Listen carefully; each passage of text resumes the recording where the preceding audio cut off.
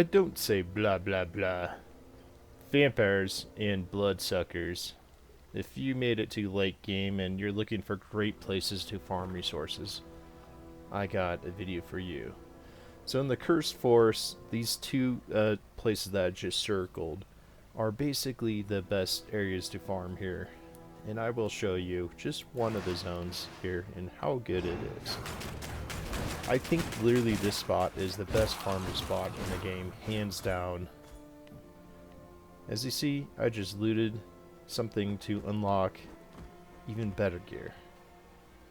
And there's an epic chest right here. Keep in mind, this is the first building that I am looting in this zone right here.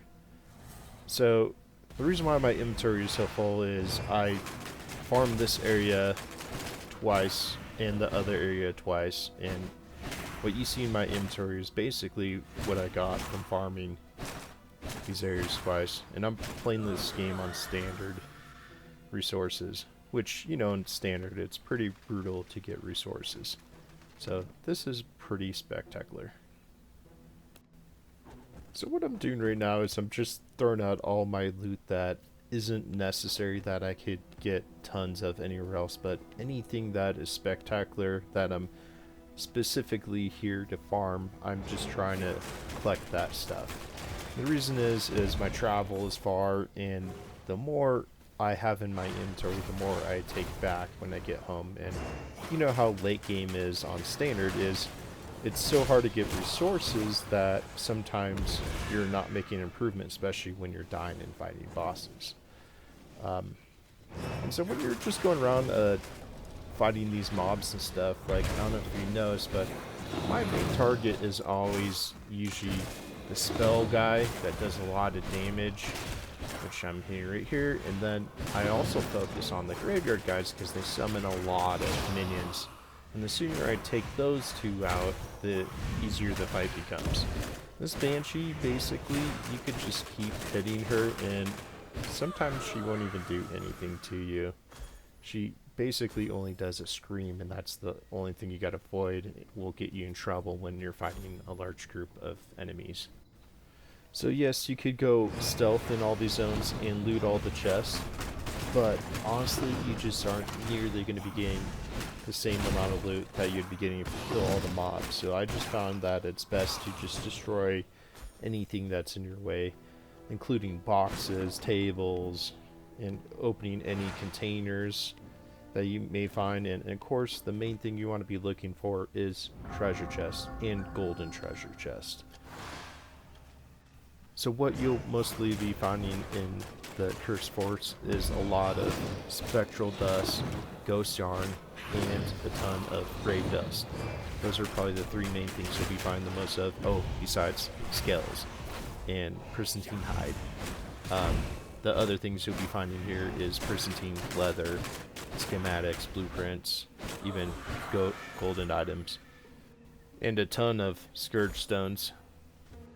The scales and spiders you'll be finding when you're basically going from this location to the other location that I showed you on the map.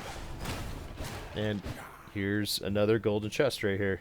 And this is the second one out of the 3 homes I've checked. So everybody give a high five.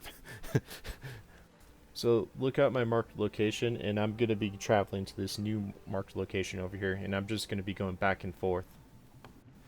Now let's talk about Silverlight Hills, and the reason is in this game you can't just farm out like one spot. You need to be farming at 2 spots, others are going to find yourself with an overabundance of items, and you can't craft certain things because you need certain things to smelt it. For example, you get a ton of Pristine hide at the location I was just showing you, but you're not getting fish oils, so you can't really make Pristine leather. So you have to be going to both these locations at endgame to be not only repairing your gear or just building your gear. So basically do the same thing in Silverlight City. You want to kill all the mobs, you want to destroy all the boxes, and what I'm doing right now is I'm actually funneling them. That way I could just do more damage on them. And so just using little moves like that, or putting them in your AoE box, it will make it so much simpler instead of, you know, fighting every single guy individually and stuff like that. Blah blah blah. I don't say blah blah blah. I typically avoid the mini bosses in the sun just because they take up a lot of my time, but when it comes to these little guys, I enjoy fighting them for fun. And as you see, there's just a ton of loot on the ground right now. There's schematics, there's even a book. And then I just continue, you know, running around the town and just start smashing anything I see. Or sucking anything's blood that I want. And as you see to the right of me, there's a chest right there. See, there's a lot of enemies and stuff like that, so you just gotta really be observant, see what's around you in the area, others you'll miss little things like that. But yeah, simple trick, just put them all in your box and it makes the fight much easier.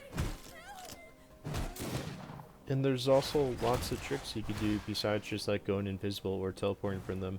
Is you could just literally step to the side into the shadows like the vampire you are and just hold put there for a second and the mob will just walk past you, and then you could skip the mod if you're over fighting and stuff like that, because there's a lot of bad guys in the city, so just keep that in mind. You don't have to fight your way through like everything like that.